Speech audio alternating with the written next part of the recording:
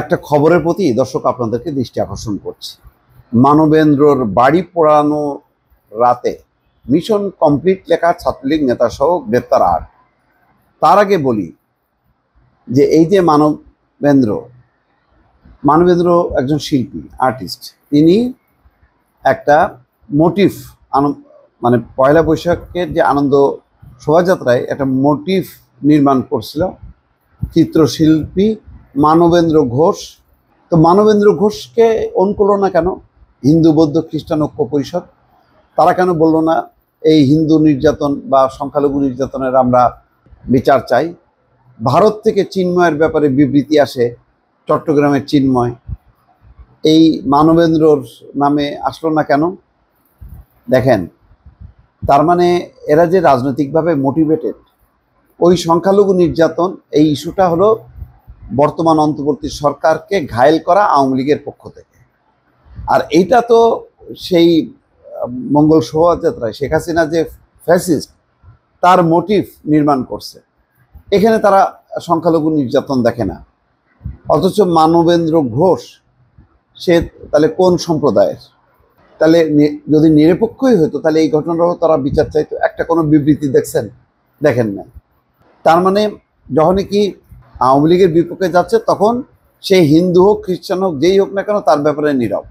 আর যখন ওই বিএনপি জামাত বা অন্তর্বর্তী সরকারের বিপক্ষে যাচ্ছে তখন তারা ওইটাকে ভালো করে ইস্যু করতেছে।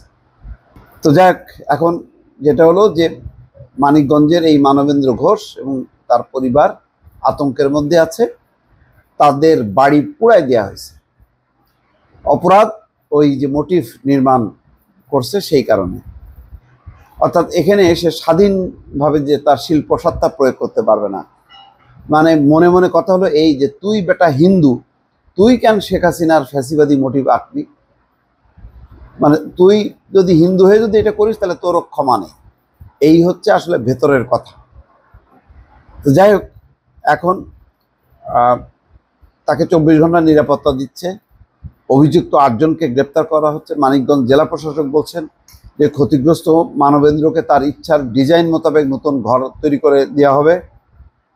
অগ্নিকাণ্ডের ঘটনার সঙ্গে জড়িত সন্দেহে সদর থানা পুলিশ 8 জনকে গ্রেপ্তার করছে। মানবেন্দ্র ঘোষের বাড়ি পরিদর্শন করছে ঢাকা রেঞ্জের অতিরিক্ত ডিআইজি মোহাম্মদ মুস্তাফিজুর রহমান। ঘটনার সঙ্গে জড়িতদের দ্রুত গ্রেপ্তারের আশ্বাস দেন তিনি। এর আগে মঙ্গলবার দিবাগত রাতে একদল দুর্বৃত্ত চিত্রশিল্পী মানবেন্দ্র ঘোষের গ্রামের বাড়ি সদর উপজেলার গড়পাড়া চন্দঘরের একটি কাচারি ঘর পুড়িয়ে দেয়।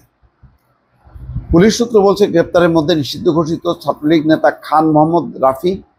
অগ্নিসংযোগের রাতেই সামাজিক যোগাযোগ মাধ্যম ফেসবুকে স্ট্যাটাস দিয়েছিল মিশন কমপ্লিট। আটক 6 জনের কাছ থেকে অগ্নিসংযোগের ঘটনায় গুরুত্বপূর্ণ তথ্য পাওয়া যাবে। বাকিদের জিজ্ঞাসাবাদ অব্যাহত রয়েছে। ঘটনার সঙ্গে জড়িত থাকলে তাদের বিরুদ্ধে মামলা রুজু করা হবে। যাই হোক, ঘটনা দেখেন খুব পরিষ্কার, কিন্তু দৃষ্টিভঙ্গিটা এই যে সাম্প্রদায়িক বা সংখ্যালঘু ইস্যু নিয়ে ভারত এবং আওয়ামী লীগ যেটা করছে এটা হলো কিছুই না।